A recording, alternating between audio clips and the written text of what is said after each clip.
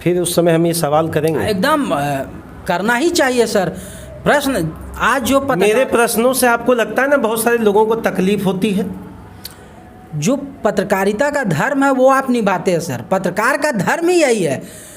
अपनी ही पत्नी को खड़ा करना ये क्या है? और भी महिलाएं हैं उनको भी तो प्रमोट कर सकते हैं। अपनी ही पत्नी को खड़ा करना ये क्या है? और भी महिलाएं हैं उनको भी तो प्रमोट कर सकते हैं।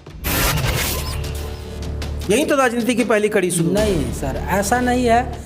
मैं दूसरी की इस बात को नहीं, एकदम बिल्कुल पार्टी का चुनाव नहीं है सर, ये व्यक्तिगत चुनाव है। आप दूसरी महिला को भी खड़ा कर सकते थे। तो सारे लोग स्वतंत्र हैं, सारे लोग स्वतंत्र हैं खड़ा होने के लिए। और राजनीति में हर किसी को, मैं कहता हूँ राजनीति में आप जैसे लोग, हम जैसे लोग, सारे लोगों को आना चाहिए राजनीति। हम लोग को आप क्यों घसीटते? नहीं, सब लोगों को आना चाहिए।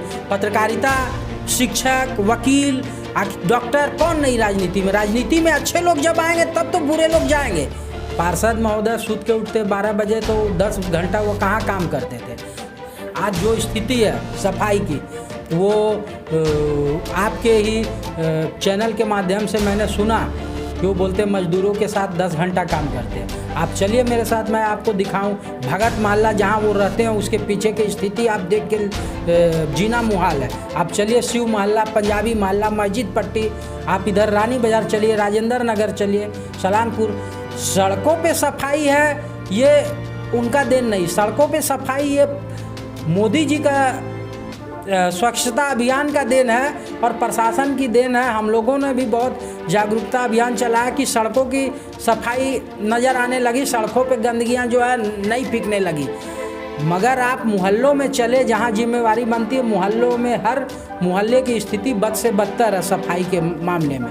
ना मैं जात की राजनीति करता हूं, मैं जमात की राजनीति। लेकिन आपकी शुरुआत तो वही एबीवीपी वाली राजनीति से हुई है। नहीं, छात्र जीवन में छात्र की राजनीति की। मैंने कहा कि ना मैं जात की राजनीति कैसे समझाएंगे कांग्रेस या अन्य दल वालों को? मुझे समझाने की मेरा चरित्र का अवलोकन कतरास की एक एक जनता करती है। आवास योजना में भी कुछ लेन देन चला क्या? कान तक पहुंचा? कभी लोग आए कि नहीं? है एकदम सब जगह आवास योजना में वो तो बंदर बांट हो रहा था। रेट खुल गया था क्या? एकदम ओपन था, लोग मिलते थे, बोलते थे कि इसमें जो है इतना रेट है। प्रधानमंत्री आवास योजना में ये था, गरीबों के लिए जो आवास था उसमें भी लोगों ने खाया। आप भी खाएंगे? अब खाना पीना चलेगा क्या? अब ये तो अब मैं क्या बोलूं, राजनीति छोड़ दूंगा मगर ये सब मैं नहीं करूंगा। पक्का? एकदम पक्का। अच्छा, इतना ज़्यादा राजनीति नहीं करेंगे तो क्या करेंगे? राजनीति देखिए सर, आखिर अभी तो राजनीति कर नहीं आ रहे हैं। राजनीति सब लोग करते हैं, घर से राजनीति की शुरुआत है। राजनीति हर लोगों को करना चाहिए और समाज अच्छे लोगों का चुनाव तब तो जनता बुरे लोग करेगी कौन? ना। बुरे लोग सब अपराधी हैं, डीजल चोर है, कोयला चोर है, लोहा चोर है। ऐसे लोग आज चंद पैसा कमा कर राजनीति चमकाते हैं। निगम की राजनीति में भी हैं क्या? सब लोग हैं हर राजनीति में। तो कैसे जानेगा जनता भाई? आप लोग को एक एक आदमी के घर जाके पता करेगा? नहीं, हर किसी का चरित्र का अवलोकन एक जनता, एक अदना सा भी जनता जरूर करती है। सर देखिए, एक तकिया कलाम सा है नरक निगम। काम तो हो रहा। हाँ, सरकार ने जो क्राइटेरिया रखा हो उस क्राइटेरिया के हिसाब से पहले तो मुझे लगता है कि कतरास, पचगढ़ी ये सब नगर निगम में आना नहीं चाहिए था। सरकार किस आधार पर? देखिए, हमने सबसे सवाल किया, फिर आज वही विरोध आप कर रहे हैं। क्यों नहीं? उस समय आप क्यों नहीं बैठे वहाँ? विरोध में उस समय आप थाना चौक में बैठते कि नहीं? इसको नगर उस समय भी लिख के दिया था फॉर्म। क्यों 10,000 रुपए का फॉर्म भरते समय आप लोग ये बात नहीं सोचते थे? नहीं, पहले मेरी बात पूरी तरह से नहीं, आप बोल रहे हैं कि मैंने क्या बोला?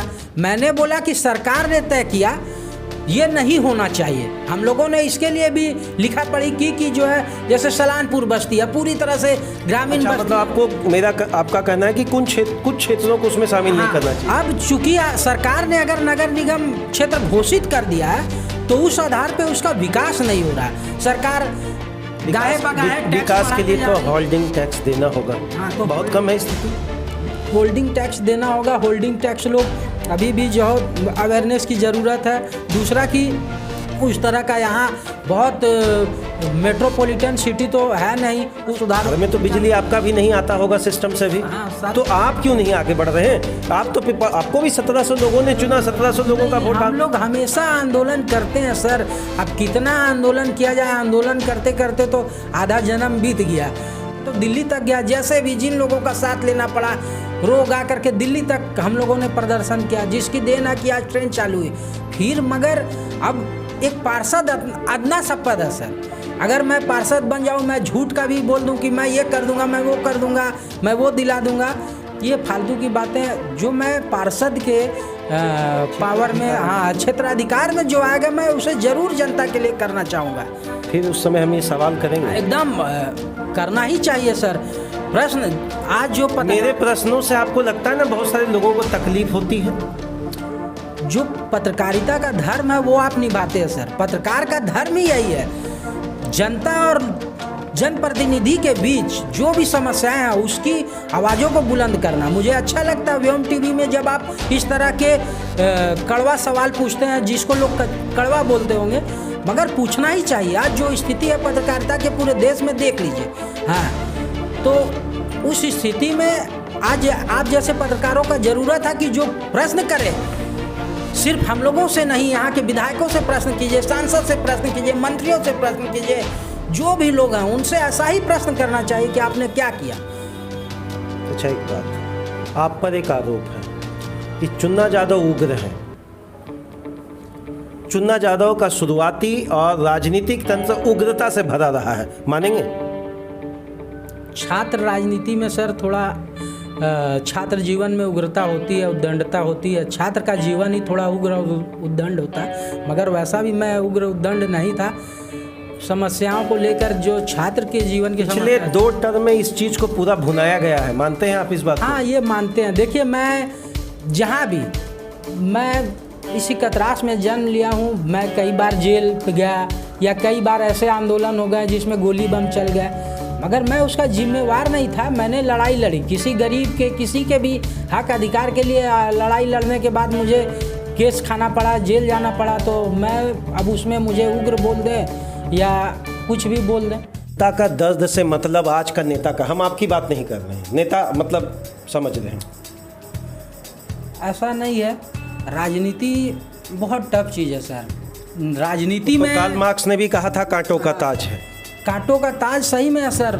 राजनीति ऐसा चीज़ है कि जब एक मुकाम पे पहुंच जाते हैं तो इंसान को अपेक्षाएं, उम्मीद बहुत बढ़ जाती है, मगर उस उम्मीद को जब पूरा नहीं कर पाते हैं तो लोग विरोध होता है। मगर राजनीति बहुत टफ चीज़ है, चाहे वो एक अदना सा मुखिया हो, पार्षद हो। तो राजनीति क्या है कि जब आप किसी पद पे पहुंचते हैं तो उम्मीद वोट देगा तो उम्मीद नहीं करेगा। हाँ, एकदम उम्मीद करेगा। मगर आज की राजनीति में क्या है कि व्यक्तिगत उम्मीदें होने लगी। आप मतलब जो जिनके संपर्क में है उनको फायदा पहुंचाना। हाँ, व्यक्तिगत।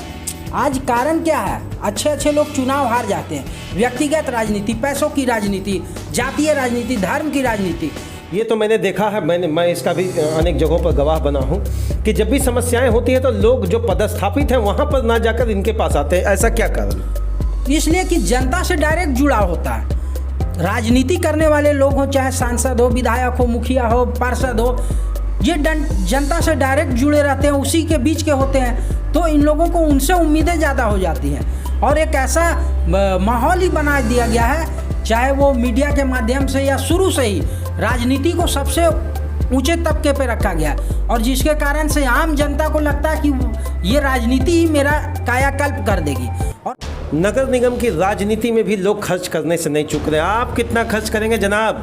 मेरे पास तो सर पैसा ही नहीं, तो मैं कहाँ से खर्च करूँगा। मैंने जब चुनाव लड़ा, पहले बार, दूसरी बार चुनाव ने, जनता ने मुझे इतना आशीर्वाद दिया, 1700-1800 वोट मुझे दिया, मैंने कोई पैसा खर्च नहीं किया और इस बार भी नहीं करूंगा। जनता का आशीर्वाद, जनता का सहयोग, और जनता ही मेरे लिए चुनाव लड़ती है। मैं जनता के लिए बहुत वोट मांगने भी नहीं जाता हूँ, ना मैं पैसा, दारू और मुर्गा की राजनीति भी नहीं करता। खर्च जो है वो 50,000 रुपये आपको करना है, मगर यहाँ लोग 20-20 लाख खर्च करते हैं।